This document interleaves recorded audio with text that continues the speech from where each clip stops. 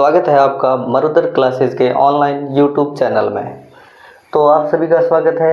अभी हम वापस से शुरू करने जा रहे हैं राजस्थान इतिहास की वही क्लासेस जहाँ से अपन ने पिछली क्लास में छोड़ा था।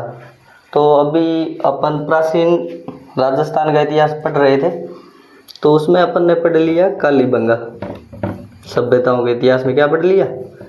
कालीबंगा। कालीबंगा का उद्गम कहा जाने वाला या कालीबंगा फर्स्ट कही जाने वाली अपन ने चौथी सभ्यता को भी पढ़ लिया। तो आज हम पढ़ने जा रहे हैं इन कालीबंगा चौथी, इनके अलावा बच रही एक सभ्यता जिसका नाम है आहड़ सभ्यता। आहड़ सभ्यता ये राजस्थान के दक्षिणी पश्चिमी हिस्से की सभ्यता कही जाती है, आहड़ सभ्यता। तो आज अपन इसी के बारे में बात करेंगे और इसी के बारे में पढ़ेंगे। शुरू करते हैं अपन आहड़ सभ्यता। आहड़ सभ्यता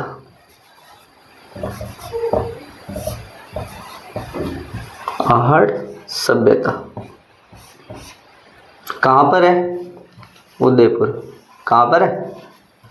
उदयपुर। आहड़ सभ्यता उदयपुर। कौन सी नदी के किनारे है? आयड़ नदी या बेड़च नदी के किनारे। प्राचीन जो जैन ग्रंथ है, जैन ग्रंथ और जो अभिलेख हैं, अपने प्राचीन अभिलेख हैं, उनमें इसका नाम आहटपुर। क्या? आहटपुर या आघाटपुर मिलता है। यहाँ पर तांबे की कई चीजें मिली है, तांबे के उपकरण मिले हैं, कुल्हाड़ी वगैरह मिले हैं, तांबे गलाने की भटिया वगैरह मिली है। इसलिए इस सभ्यता को ताम्रवती नगरी कहा जाता है। ताम्रवती नगरी कहा जाता है। ताम्रवती नगरी क्यों कहा जाता है? क्योंकि यहाँ से तांबे के बने उपकरण मिले हैं और तांबा गलाने की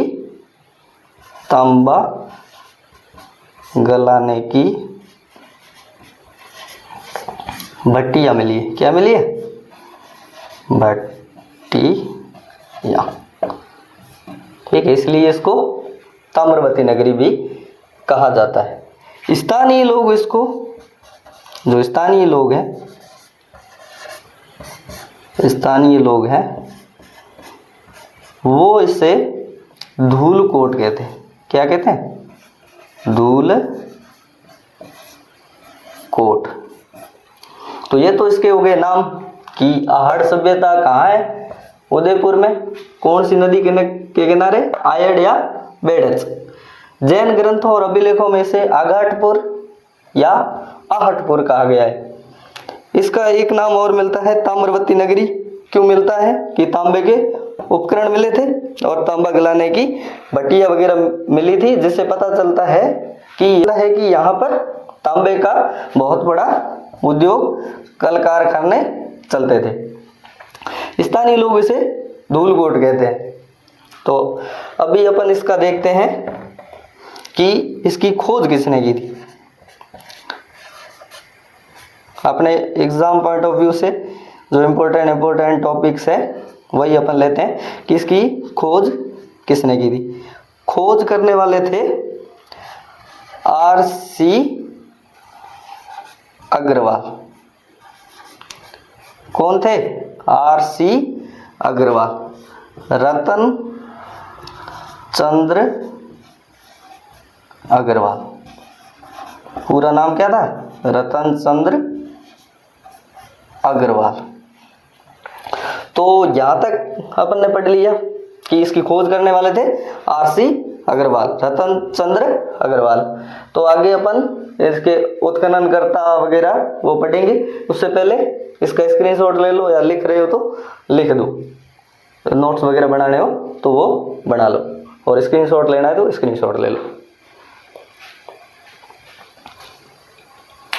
तो चलो अपन ने कहाँ तक पढ़ लिया कि ये किस नदी के किनारे थी, आयड़ नदी या बेड़च नदी के नाम से। स्थानीय लोग इसे क्या बोलते हैं, धूलकोट। जो जैन ग्रंथ है या पुराने अभिलेख है उनमें इसका क्या नाम मिलता है, आहटपुर या अघाटपुर। इसका खोज किसने की थी, आरसी अग्रवाल ने। कब, 1953 ईस्वी में। तो अब अपन आगे इसके क्रम में शुरू करते हैं कि इसके उत्खननकर्ता कौन थे, उत्खनन किस किसने किया है। उत्खननकर्ताओं में पहला नाम आता है अक्षय कीर्ति व्यास। अक्षय कीर्ति व्यास। दूसरा आरसी अग्रवाल, रतन चंद्र अग्रवाल। तीसरा वीएन मिश्र, वीएन मिश्र। हसमुख धीरज सांकलिया, हसमुख धीरज सांकलिया, HD सांकलिया। ठीक है, तो इसका खोज करता तो आरसी अग्रवाल, रतन चंद्र अग्रवाल, और उत्खननकर्ता अक्षय कीर्ति व्यास, आरसी अग्रवाल, वीएन मिश्र और हसमुख धीरज सांकलिया।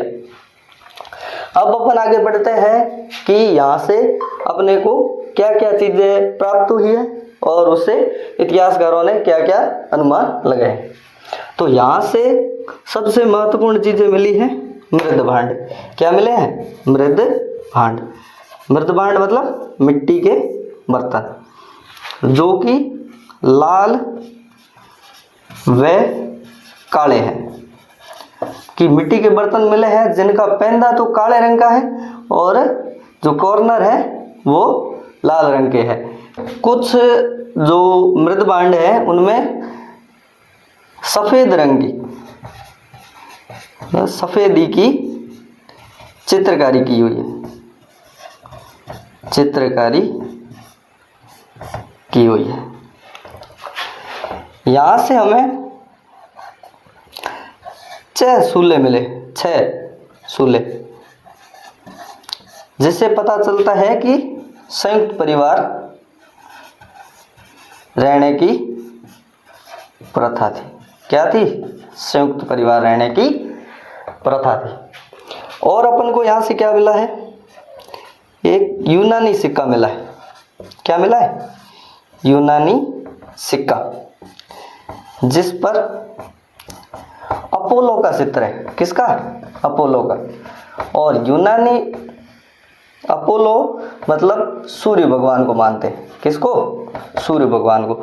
यूनानी सिक्का मिलने का तात्पर्य ये है कि इस सभ्यता का यूनानी सभ्यता के साथ भी व्यापार और वाणिज्यिक संबंध स्थापित था।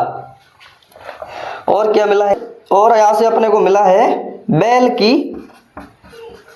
मरण मूर्ति, बैल की मरण मूर्ति। मरण मूर्ति मतलब मिट्टी की मूर्ति, जिसे बनास का बैल कहा जाता है। क्या कहा जाता है, बनास का बैल कहा जाता है। ठीक है, तो यहां तक अपन ने पढ़ लिया कि कौन सी नदी के पास, आयड़ या बेड़स नदी के किनारे। जैन धर्मों और अभिलेखों में इसे क्या कहा गया है, आहटपुर या अघाटपुर। स्थानीय लोग क्या बोलते हैं, धूलकोट। और तांबे का भटिया वगैरह मिली और तांबे के औजार वगैरह मिले, इसलिए इसको ताम्रवती नगरी कहा जाता है। खोज किसने की थी, आरसी अग्रवाल ने, मतलब रतन चंद्र अग्रवाल ने। उत्खननकर्ता अक्षय कीर्ति व्यास RC अग्रवाल, VN मिश्र और हसमुख धीरज सांकलिया यानी SD सांकलिया। क्या क्या मिला है? मृदवर्ण में मिले हैं जो काले और लाल रंग के हैं। सफेद उस पर चित्रकारी की हुई है। 6 चूल्हे मिले हैं जो कि संयुक्त परिवार की ओर इशारा करते हैं। एक यूनानी सिक्का मिला है जिस पर अपोलो का चित्र है, जो यूनानी सभ्यता में अपोलो मतलब सूर्य भगवान को कहा जाता था। और बैल की मरण मूर्ति मिली है, मतलब जिसे बनास का बैल भी कहा जाता है। तो यहाँ तक जिसने नोट्स बनाए ठीक है, जो स्क्रीनशॉट लेना चाहता है वो स्क्रीनशॉट ले ले। फिर अपन आगे की क्लास कंटिन्यू रखते हैं। अपन इसी क्लास को कंटिन्यू करते हैं। और क्या क्या मिला है यहाँ से? और अपने को मिला है एक बिना हत्थे का, बिना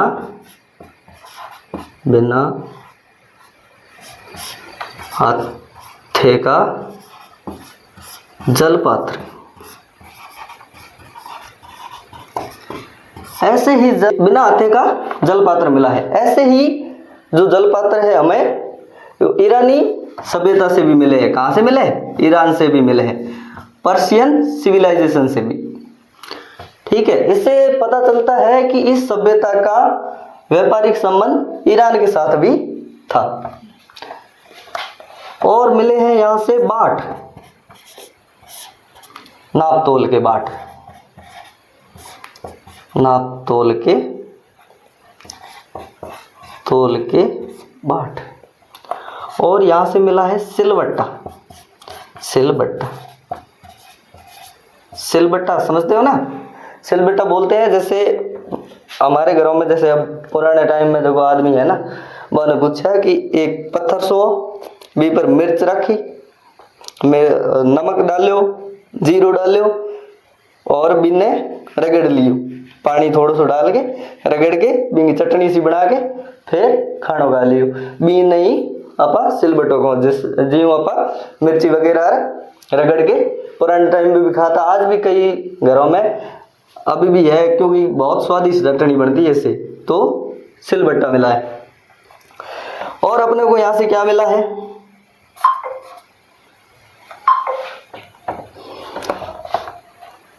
और अपने को यहां से 100 मिले, 100 जो गहनों के साथ दफनाए गए, गहनों के साथ। इसका मतलब ये था कि ये शवों को दफनाते थे। क्या करते थे?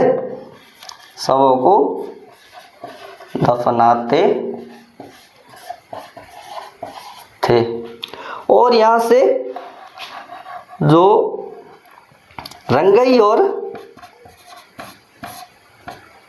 छपाई, रंगाई और छपाई के उपकरण मिले। ठीक है, क्या क्या मिला है? बिना हत्थे का जल पात्र मिला है जो कि ईरान में भी मिला है, जिससे पता चलता है कि इनका व्यापारिक संबंध ईरान के साथ भी था।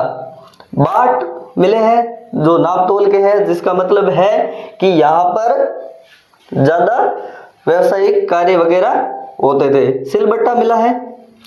100 मिले हैं गहनों के साथ। इसका मतलब भाई शवों को दफनाया जाता था, तभी तो गहने साथ में रखेंगे।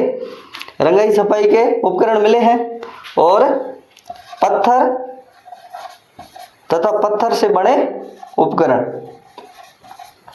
पत्थर से बने उपकरण का मुख्य केंद्र रहा है। तांबे के साथ साथ पत्थर और पत्थर से बने उपकरणों का मुख्य केंद्र रहा है। ठीक है, यही थी। और अब एक और बात जान लेते हैं। आहड़ जो सभ्यता है इसके 3 और स्थल है। कौन कौन से? ओजियाना, ओजियाना, बालाथल,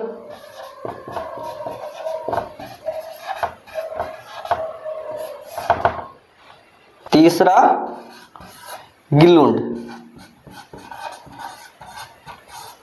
कौन कौन से? ओजियाना, बालाथल और गिलुंड। तो इन तीनों को अपन कल के सेशन में इनको कंप्लीट कर देंगे अगली क्लास में। इन तीनों के बारे में थोड़ी थोड़ी सी जो जानकारी है वो अपना अगली क्लास में डिस्कस कर लेंगे कि इसकी खोज कहाँ हुई, कहाँ पर मिले, क्या क्या इनकी वो है यूनिक चीजें है जो अपने को यहाँ से मिली है। बाकी आज हार्ड सभ्यता वाला तो हो ही गया है और कल इन तीनों को पढ़ लेंगे, फिर तो ये अपने सभ्यता वाला पूरा ही हो जाएगा। उसके बाद अपन महाकाव्य काल में राजस्थान के बारे में क्या क्या जानकारी मिली है वो पढ़ लेंगे। उसके बाद अपन महाजनपद काल की तरफ आगे बढ़ जाएंगे, फिर वो पढ़ लेंगे। उसके बाद वो अपन शुरू कर देंगे मध्यकालीन राजस्थान, जो हिस्ट्री राजस्थान की सबसे ज़्यादा मिलती है वो पढ़ना शुरू कर देंगे।